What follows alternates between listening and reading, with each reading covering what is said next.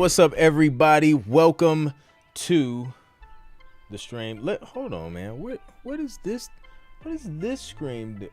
Listen, this is what happens when you don't stream for like 2 weeks. Has it been 2 weeks? Shout out to everybody in the stream. Shout out to Brandon, the Sync Producer Hub members. Brandon, we got Damic Beats, Ken, we got Michael Connor in the building. Yo, okay. Drop a thumbs up if you can see me right now. Okay. Shout out to Damic. Y'all can see. Okay, because I have one screen that shows me, and then the live screen is stuck at 2 minutes and 30 seconds. So that's all I see. So let me get that out of here, because that's throwing me off. Anyways, man, shout out to, let me see who we got in the building, man. Let me know where you guys are from. Let me know what you do. I'm excited, man. I'm excited because we got some wins in the community that I want to share, I want to talk about. And then somebody in the community dropped some news in terms of sync, which I thought was very, very weird / interesting. So we got to talk about that. Yeah, so we got a lot to talk about. So let me know where you guys are from. Let me know what you do. I see we got Michael Connor in the joint. I see you, bro. Mall Ballin', what's good? We got Bloomfield, Connecticut. My guy Ken in the building. Shout out to the Sync Producer Hub members on the member only chat. If you guys have any questions at any point during this, just raise your hand. I'll pull you up either on audio or video if you want, or you can just drop your question in the chat. It's all good. We'll make it happen. South Florida in the building. What's up? Producer from Brooklyn. That's what's up. Dope. Y'all all over the place. We got G-Fi in the building. What's up, G? So yeah, I'm excited to be back. Hopefully everybody had a great holiday. I know I did. We had a good time, man. Good time with the fam. I don't even know how to get to everything is malfunctioning right now. That's what's happening on my end. I got like 50 screens over here, and I don't know why it's not letting me do the thing on the other screen. So let's do this. I'm gonna just ignore that, and we're gonna talk about these wins in the community, and I'll figure out technical issues. Like, that's literally what we do as producers anyway, is just tackle tech issues. Usually it's Logic that's giving me issues. Today is streaming stuff, which is not uncommon, and it's to be expected. Anytime I take a week or two off, I have tech issues, and that's normal, right? So we got to win. Miguel Sandre in the Sync Producer Hub says lo-fi cover account win. So I have a faceless lo-fi cover alias for streaming services, non-sync related, and it's pretty much anonymous because I don't talk about it to anyone. But this year I had some wins with that account. This is my Spotify Wrapped for that account this year, and he showed us a screenshot, and he's doing crazy numbers. Like, he had 53,000 listeners, 369,000 streams, people listen for 12,000 hours in 132 countries. That's crazy. Just from a faceless lo-fi music, it seems like, because he has like a different alias for that stuff. That's dope. And like, lo-fi is just, it's that type of music that just, like, people just play it in the background. Like, I listen to lo-fi just when I'm doing admin stuff. Just turn it on and you just listen. Like, you know what I'm saying? You just kind of zone out, put it on repeat, whatever. So that's super dope. And I'm sure that's going to turn into, like, that adds up. Like, I know streams pay pennies, but I mean, over time it adds up, and you'll get like some extra chicken sandwich money at the end of the quarter. So shout out to Miguel, man. A win is a win. I love it. Yeah, those numbers are fire. So, all right. Love to see the growth. We got another win from Brandon. Brandon says track detects first placement for real this time. I remember, Brandon, you had posted, and it was like one of those false alarm things where it like picks up something and it ends up being something else. I've definitely had that happen with TuneSat. So he says, yo, got my first placement for real that's DJ Horn material. Got his first placement for real this time. So stoked. Who knows what it pays or when I'll see it on BMI, but apparently the track works for Dutch travel shows. That's crazy. Then he linked us to Instagram, which I don't have on this iPad. Oh, no. It let me at least look at it. That's dope. That's fire, dude. Congrats, man. I take a break at the end of the year, but once I'm back on Instagram, I have to log in and like this, bro. That's super dope. A while back, released the album with So Effective and had a single make the top 10 downloads on BMG PM UK. Looks like my track The River landed in the Dutch travel show for my first placement. That's fire, bro. And it's crazy because you never know where your music can end up. Like, this dude's on a Dutch travel show. Like, it's crazy, man, how that works sometimes. So shout out to you, Brandon. That's awesome. And yeah, congrats on entering this snowball of passive income from your music. It's going to be really hard for it to stop now. So congrats on that. Love to see it. Let's see, man. Let's see if we got some questions. We got some West Coast neighbors. I see it. Congrats on the beard. Appreciate it. Thank you. Michael Connor's a UK native based in Vancouver, Canada. Yeah, I thought I seen a question. I think I was in the middle of somebody else's conversation. That's what was going on. Late December, early January is travel ass time. It is. That's a fact. That is a fact. So, love to see the wins, man. Love to see y'all putting in the work. Most importantly, if you just keep doing the work, man, it eventually things will take off for you. So, all right, let's talk about this other post that somebody posted inside of Sync Producer Hub, which I thought, and I could tell by his tone as well that he was just like, okay. So let me find it. Let me see, where was that?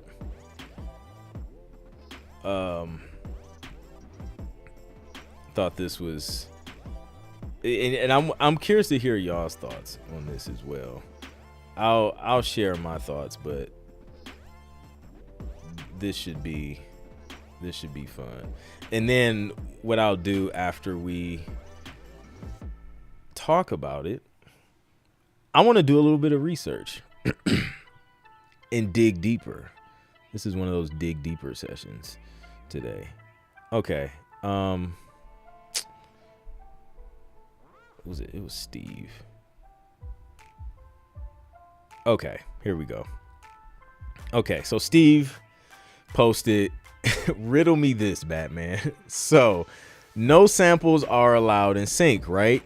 At least the melodic ones, etc. We all know that. If you don't know that, using loops, like, you know, melodic loops and samples and things like that, we just don't do it in sync because it can cause a lot of issues. Multiple people using the same thing, and then detections go off, and we're like, oh no, who owns the music for real?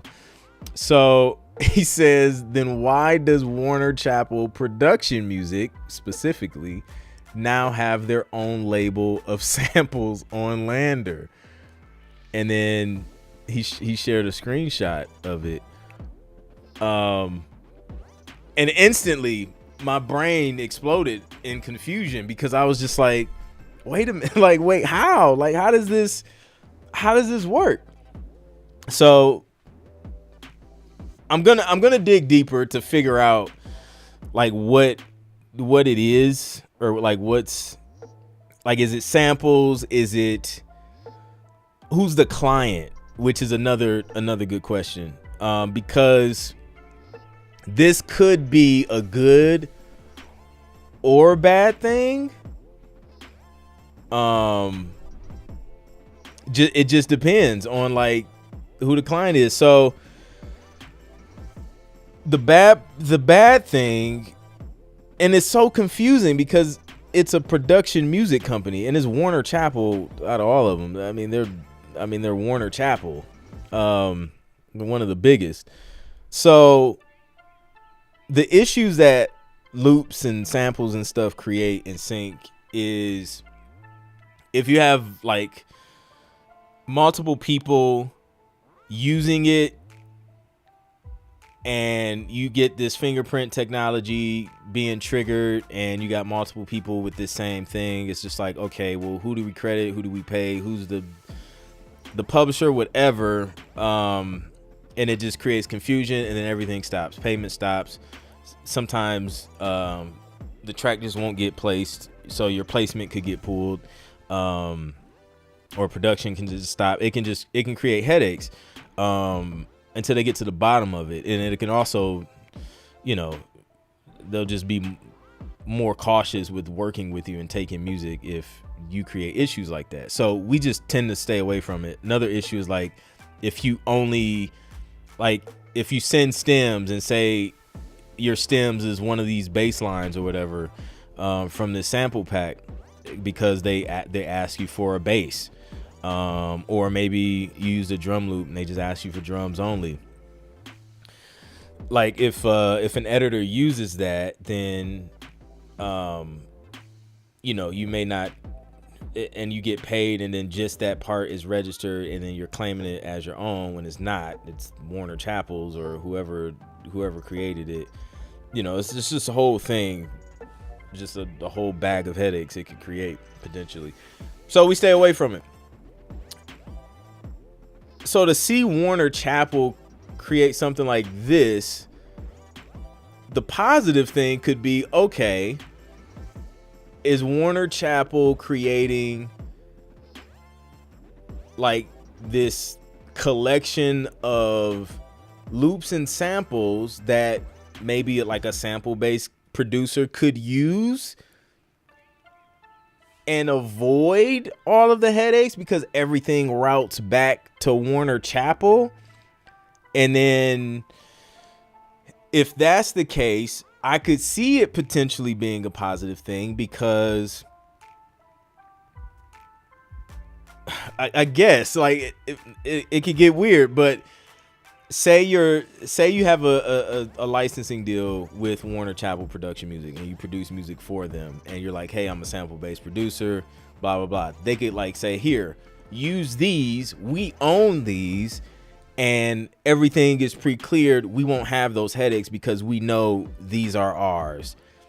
That could be a positive thing if you're already, especially if you're already a writer with them. The weird part is, what if you're not? Say you're doing music for another publisher using a Warner Chappell pack, and then it goes back. Like, you see what I'm saying? Like, it just, I don't know, man. It's just confusing and weird. So we're gonna check it out. I don't know. What do y'all think? Like, before we dig deeper and see exactly like what this is, drop in the chat. Like, what do you, I don't know. Do you think this could be positive? Do you think it could, I don't know. G5 says, unless you can really change the audio so that it's unrecognizable by itself, I would still stay away from it for sync music. Better safe than sorry. I feel you. Another thing is like, or is this like, I have to sneeze. Oh man, it's right there. I had 3 sick kids in the house last week, and I didn't catch it, but I have like remnants of it. So if I like randomly sneeze, that's why. But I feel you, G5. And then I thought, I was like, okay, maybe this is, I don't know, just them creating loop packs, sample packs, another stream of revenue for them, and they don't have the intention of this stuff being used for sync. But then I got confused again, because I'm like, it's Warner Chappell Production Music specifically, not just Warner Chappell like music. It's Warner Chappell Production Music. Like, they specifically focus on sync. So I don't know. Are they trying to solve a problem, or will this potentially just be more music that you know? Damick says, I might have to cancel my TrackLib membership. Oh man, I was talking to a TV placement mastery student about that, and yeah, we were just like, yes, it's a no-go for sync. Because I think in TrackLib's terms, I think like, yeah, they'll say like you can use it like technically, but I think they want you to like credit their company and like put a certain percentage or something like that. So yeah, that'll like, you know, a publisher will see that and they're like, oh nah, we're not gonna do that. So Michael Connor says, it sounds like Warner Chappell are trying to get a share of writers' royalties. If you write for them using their sample pool, you can't say all the music is yours. This would have to be in the licensing deal ahead of time. That could be. That it, like, are they? Because it says Hot Mic offers. Okay, this is what we're gonna do. We're gonna pull up the website. I had to do that for one of my songs. Yep, it's like, don't give us what we sell, maybe. I don't know, bro. This has been the most confusing news this year. So let's pull up the website. Let's see if we can find it. I don't think he linked it. He just shared the screen thing, but we can find it. We know how to search for things. Let me see. All right, so let's see if we can find. And I rock with Lander. Like, I like Lander. Yeah, Lander's cool. It's just like when you start to get into the sync space, it's just like, okay, what should we use and what should we not use? out of all of these tools that are made available for us. So let's see if it's in this samples thing. Like, is this a collection? Or let's just type Warner Chappell. Save everybody time. See if it pops up.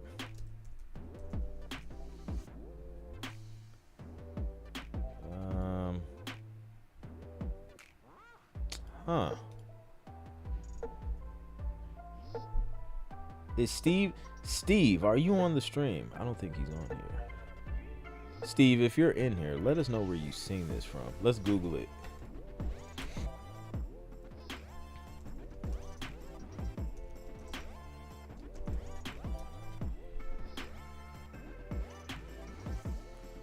That's the regular site.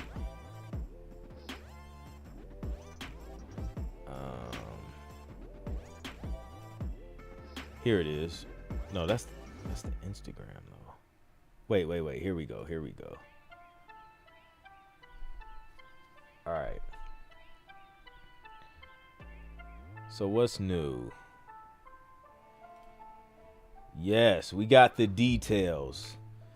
Okay, so this is directly on warnerchappellpm.com/what's new. December 4th, 2024. It says Warner Chappell Production Music has launched Hot Mic, a Lander exclusive sample label. So it's a whole label. It's not even just a pack.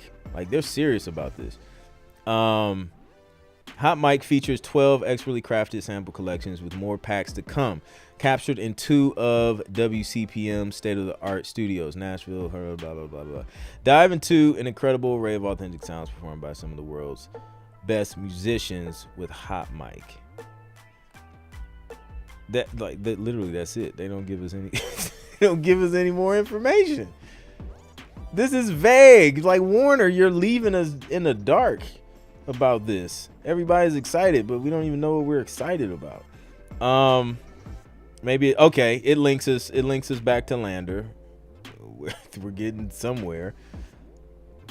Let's see if it says the exact same thing it said on the website.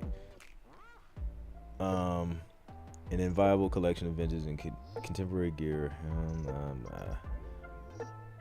So it's showcasing musicians and singers who work regularly in film and TV, as well as support A-list artists. From rhythm sections to strings, brass, and vocals, our exceptional live recordings can breathe life into a myriad of genres to help elevate your craft.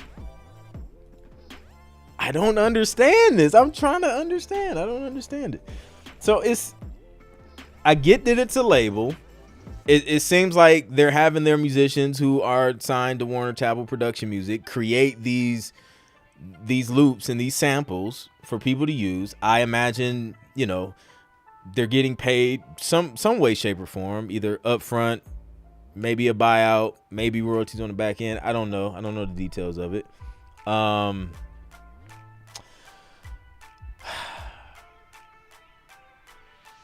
Cinematic drums. Okay, so they have like 12 packs already.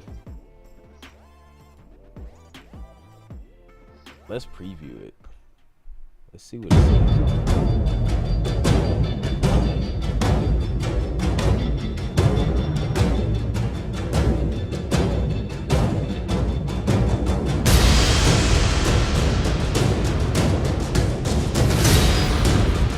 Okay,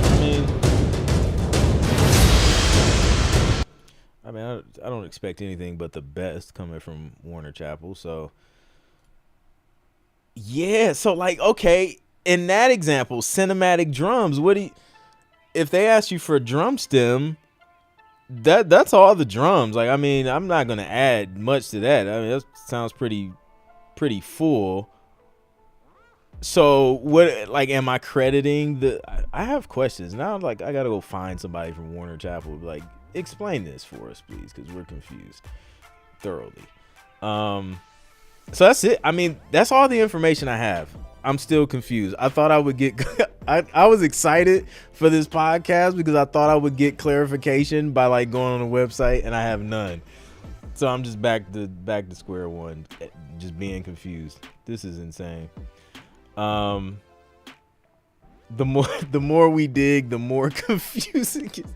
Exactly. Like, I don't understand it. Like, I'm gonna be contemplating this.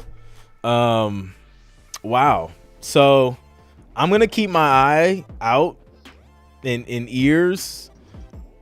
When I find out more information, I'll let y'all know. But it's weird. It's like, I think it's dope, but it's confusing at the same time, because it's like the one thing these publishers talk about all the time is like, don't use samples, and then thank you, they create a bunch of samples for us to use. So I don't know, like, now do we go to other publishers and be like, oh yeah, like, I use a sample in this, it's from Warner Chappell?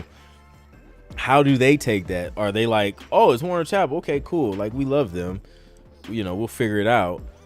Or like, what do the terms look like? I mean, maybe, I don't know, maybe I'll try and I think I have a Lander. You know what, I'll hit Lander up and see if they can clarify. Like, I know somebody over at Lander, maybe they can help explain it, and we can figure this out, because it's crazy. Interesting, but still confusing, because Lander talk, you know, the whole royalty free thing, exclusive, samples credit. Our samples credit system lets you stay selective about the samples you use. Yeah, I don't. Oh, I see. No, that's not what I thought. That's like they give you a certain amount of credits per year with the Lander membership or whatever. So, okay, I don't know.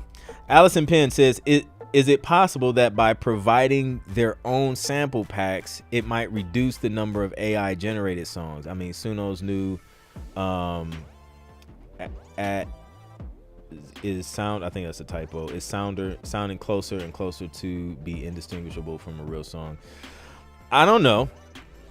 Suno been getting hit with all types of lawsuits, so yeah, I don't even, at this point, I don't even think publishers are trying to, like, I don't feel like it's at the point where I mean, I don't know, because I'm not a publisher, but it doesn't seem like they're like at war with AI music creation or Suno.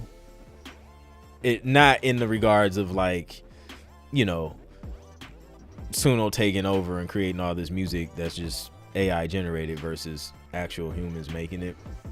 Like, just the whole process of crafting music for brands and TV shows and things. It's like, it's a very human interactive process that, like, is very difficult to try and type a prompt and get what you want without communicating with another human. So yeah, so we found nothing, so shout out to that. Ken Anderson says, how important is overall volume for a completed song? Does it have to reach loves what is a good tool to reach max volume? I usually just I try and get it as loud as I can without it sounding distorted, and usually have that thing capped off at, like, in terms of decibels, negative 0.1 is like where I want the peak to hit. And then if I can drive the volume up while, you know, having that limiter at that point, without it sounding distorted, then I'm good. The trick for me, or the trick that I use, is just in the mix, I just keep my mixes like as low as possible, so that on the mastering I can, like, pump the volume up and have headroom to boost that volume without getting a bunch of distortion. But they're not like looking at a specific, number of lufs or decibels or anything. Like they're not gonna be like, oh, this is at negative 0.2 denied. Like they're not gonna do that. If it's like, you don't want it to be like mad low to where like they play the track before your track and the track after and like they can barely hear it, like that wouldn't be a good look. But as long as like, you take your track, play it next to something that's been commercially released, like, you know what I'm saying, like one of your favorite songs from your favorite artist or something, and see if you can kind of get it in that ballpark of volume, then you should be cool. Or you can even go to the publisher's website, play some of their tracks that obviously they signed, and then play your track over top of it, see if it's comparable, and you'll know you're kind of in a good range there. So good question, man. All right, so Brandon says maybe they are marketing directly to video editors who want to sidestep licensing music. For example, video editor is somewhat musical and can quickly drag and drop what they need for edit. Brandon, that is probably the best concept or like idea of use for these. So I mean, I guess I didn't think of that because when I think of Lander, I always think of music creation when I think of Lander. So I mean, there could be editors that are using Lander and I don't know, they could possibly be using some of the samples from there to just add elements to their music. It's a possibility. It's a possibility, because when you think about it that way, that would make sense. I think the confusing thing is, I think it's just the Lander collaboration that confused me. And then the way it's like marketed is like a sample pack. But you know what? Yeah, I think that type of use would make the most sense, because now it's just like, I want some cinematic drums to put in this little film. I don't have an insane budget. This, I'm an indie filmmaker, but I still want a cinematic vibe. So boom, let me grab this pack right here and I can just drag and drop. And then I'm assuming, since they mention the musicians and writers and things like that, I'm assuming they will probably be credited or something like that. So that would make sense. That's the only way at this point. That's the only thing that makes sense. Yeah, I mean, yeah, it's just, the Lander thing is confusing, because like, you got samples, but then you click creator and it's like free online beat maker. So it just seems like it's more geared towards creators. Or maybe this is like Lander Step saying, hey, we want to be more of a all around, source for all types of creators, not just music creators, but maybe they're trying to break more into like the video creators and content creator space. Maybe, I don't know, it's a possibility.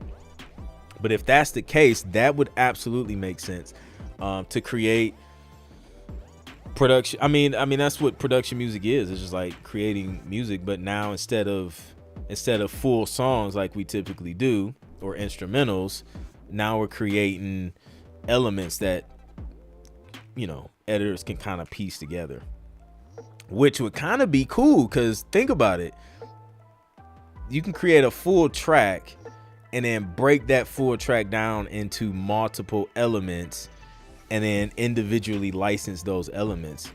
That could be crazy. That could be like potentially like exponentially increase the number of placements you get. So yeah, not a bad idea. So all right, We have a theory now. Thank you, Brandon. You've partially unconfused us. All right. Let's see if we got some other questions. If you guys have questions, man, drop them in the chat. Says they should have got flares for cinematic drums. I know, right? Like, listen, if you're gonna do cinematic drums, hire flares. There's no other solution. Because those, let's be honest, when we played those cinematic drums, they did not smack like a flares cinematic drum. Let's just be honest. All right. So yeah, 10 Crimes from Dublin, Ireland. What's good? Welcome. I agree. Reference tracks are super important. Maybe Warner Chappell is the who, the name, and Lander is the how, the platform. Even that's confusing though, because number one is Warner Chappell. It's not like they don't have customers already on their platform. Warner Chappell Production Music. Let's like specify that.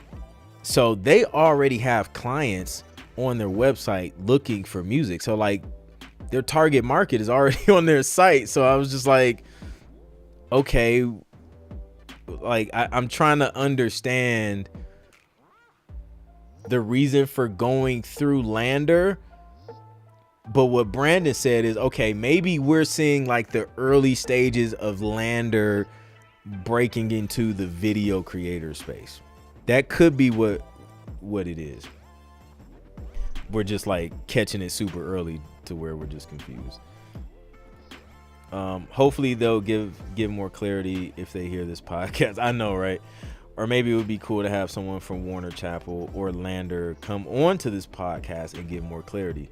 Yes, that is now a new mission for 2025, is to get somebody from Lander or Warner Chappell to come and explain this to us.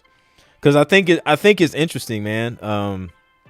Because that's always been like that controversial territory. It's just like sample use in sync, using loops in sync. Some people are really passionate about that, man. Because I mean, come on, like you can't talk about hip hop music and not talk about samples and loops and things like that. So, you know, it's a huge staple in the style of music. So when you have producers where that is the meat and potatoes of their production and how they approach production, and they want to get into sync because of the opportunity to monetize their music, it's disappointing when it's like, oh yeah, like you sampled, well, this might not work out for you. Sorry. Like, you know, and it's how do you find a workaround?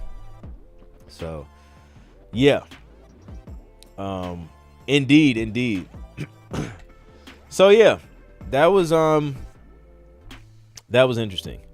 That was definitely interesting. Also, we had another win from me and Kel Keys. We talked about a couple of our wins. In fact, he was like literally on the stream live, and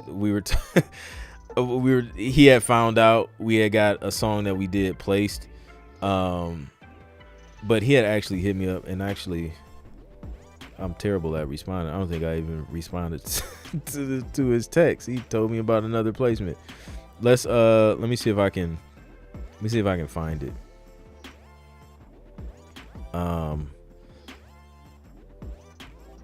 I made the mistake of getting a new home and auto insurance quote, and I got slammed from all the other insurance marketing people. So like these text messages got out of hand this week. It's just dude's text. I know it was recent. There we go. Yeah, it was Sunday. Okay, so we got a third place. We got another placement on a third episode of Sisters, season 7, episode 13. So that's a win. We got another one. I wonder if it was the same song. I'll have to check it out. But yeah, shout out to Tyler Perry sisters using our music for a third episode, a third time. Hold on, let me actually reply back now that I've found the text. Let me apologize for being like a week late.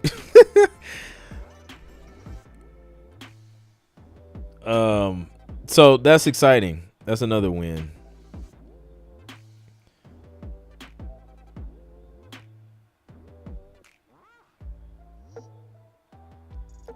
So yeah, man, that thing it has grown legs, and it's going crazy. Again, like I said, I mean, you can get music like on an episode, and I like episodic things because I like episodic things because the potential to get multiple placements throughout the season is super dope.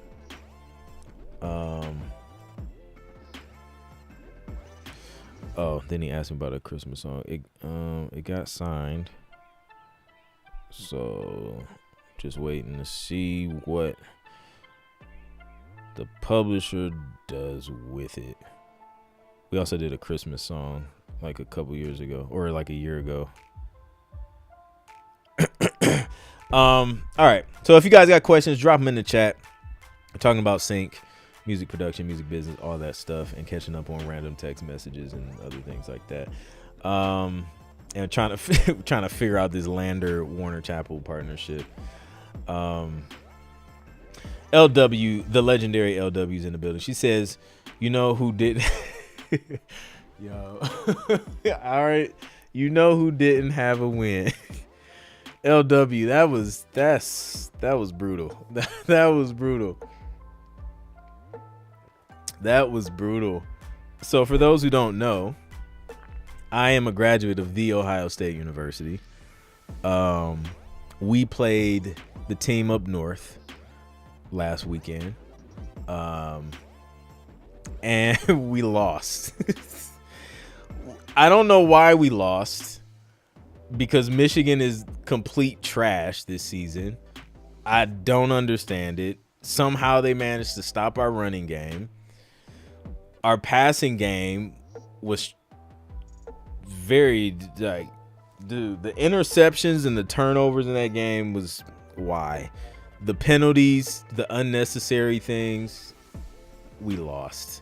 And LW just had to come into the stream and mention that. You know who didn't have a win? Oh, man. Terrible. But I don't know. I don't even know if LW's team is even ranked. So we won't talk about that. All right.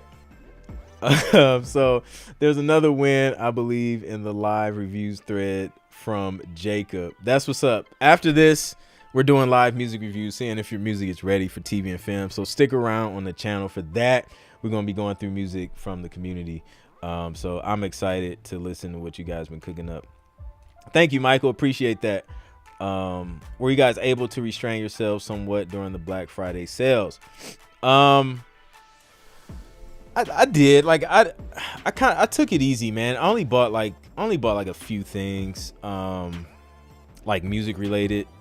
I got the snapback plugin. Like I think it was around that time. Like Black Friday was like a month long this year for whatever reason. So yeah, I got it for like Black Friday, like 2 weeks or a week before the actual Black Friday. What else did I get? What I didn't get that much, obviously, because I don't even remember. I know I got like just some Christmas gift stuff for Cyber Monday. But yeah, I was proud of myself. I didn't like, I literally have plugins I have to go play with that I bought like 2 Black Fridays ago. I still haven't used. So Snapback is an Akon song. Yeah, it's a plugin now.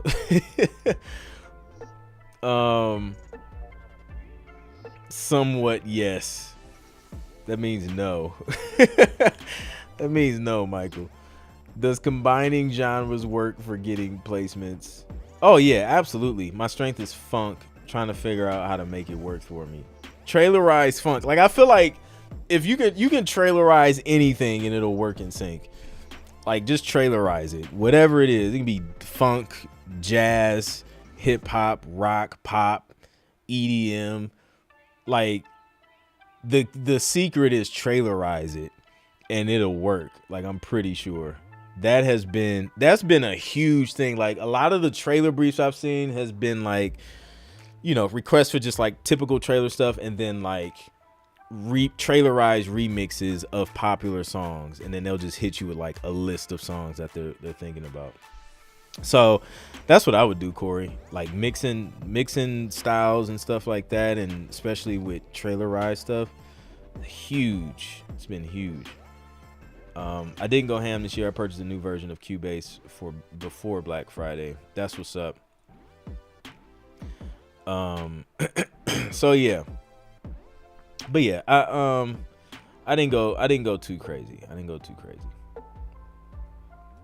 I see a lot of sync artists putting it into pop. Absolutely. Trailerize funk. You want to run from the danger, but you turn back and boogie on down with the villain. Yep. What is trailerize and how do you do that? Are you talking hybrid? So it's kind of hybrid, but it's like when I mention trailerize, right? Think of when a movie comes out. A movie has like a series of trailers before it actually drops, right? So if you go to YouTube and type whatever the name of the movie trailer and listen to the music in that trailer, sometimes you'll hear like a popular song, but it's like remixed and it has like maybe big epic drums in there, some strings, some brass, big hits, drops and things like that. That's what we mean when we say like trailerize. And it's usually, I know it's chopped up a lot on the actual trailer, but it's usually formatted a certain way to where it kind of starts off kind of minimal.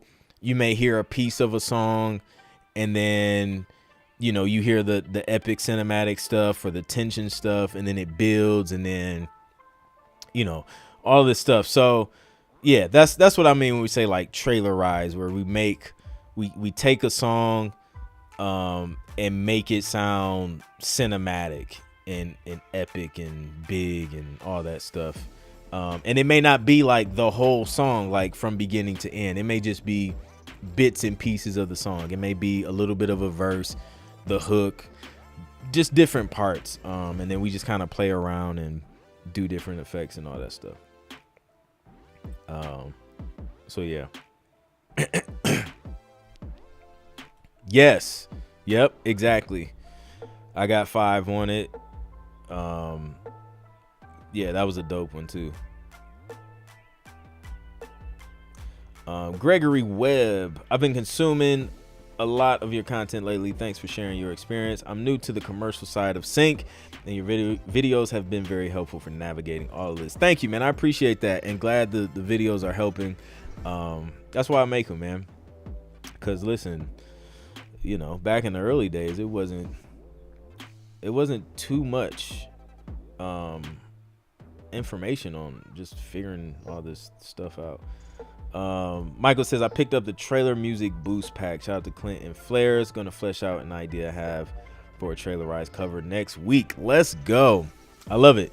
Yes, the trailer music boost pack is available at ClintProductions.com. It is a collaboration between me and Flares, who's a phenomenal trailer composer. He's gotten placements on all types of just dope stuff. But he like mapped out a formula, if you will, of how to construct music for a trailer and like what each section and act is supposed to do. And it's extremely helpful. When I got into trailer music, like that was helpful. I was like, the first time I trailerized something, I was like, I didn't really know what I was doing, to be honest with you. I was just like referencing trailers, and it was just like, okay, I think this is what it's doing. But then Flares kind of showed me how he maps out trailers and like defined each act, and it was super clear. I was like, okay, now I actually know what I'm doing, and I've been using that format ever since. G5 copped it too, and the I Make Music Not Excuses hat. Let's go. We got the merch. We got the merch, the I Make Music Not Excuses hats and hoodies and t-shirts, and I think we added these. On the site. The I Make Music Not Excuses tumbler, which is great for water and staying hydrated, or whatever else you want to put in there. I know some of y'all like to drink certain things while you create. But yeah, man. Trailers are fun. I've been enjoying kind of working on some of that stuff, because it takes a little bit, well, at least for me, because I guess I'm not as proficient in that as just regular songs. I've been doing regular songs longer than trailers, but it just allows me to kind of tap into a different lane of creativity, especially when you have to reimagine a song and remix it and things like that. That's really fun. So I like it, but I haven't gotten to the point yet to where if I see like a super last minute trailer brief, like I can knock it out quick. I haven't gotten there yet. I'm working my way up to being able to just sit down and boom, boom, boom, boom, boom. But yeah, I think the quickest I've done like a trailer was like a trailerized song.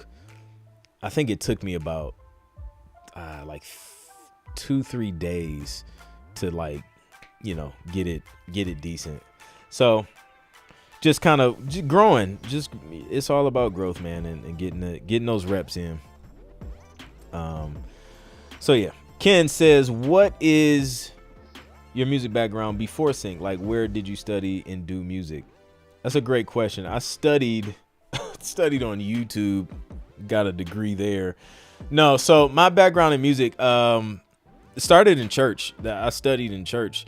I was a drummer first, and then picked up keys around 16, and then fell in love with keys and been playing keys ever since.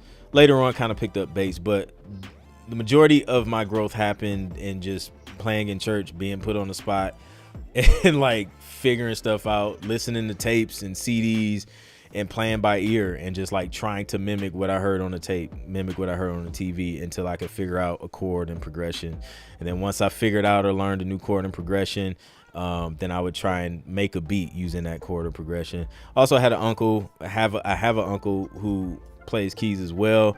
He showed me things and kind of got me excited about that, playing certain things. And then once I went to college, I started playing for different groups, local groups. Played for the gospel choir at The Ohio State University, who unfortunately lost to the team up north. Thank you, LW, for reminding me of that tragic loss. And that's when I really started to hone in on being a better key player and production, and just really focusing on that. Like, I spent a lot of time just practicing, because we would have to learn like sets of songs for rehearsals and things like that. So to be able to just sit there and practice a handful of songs and learn them, that required a lot of discipline. So that's where that kind of came.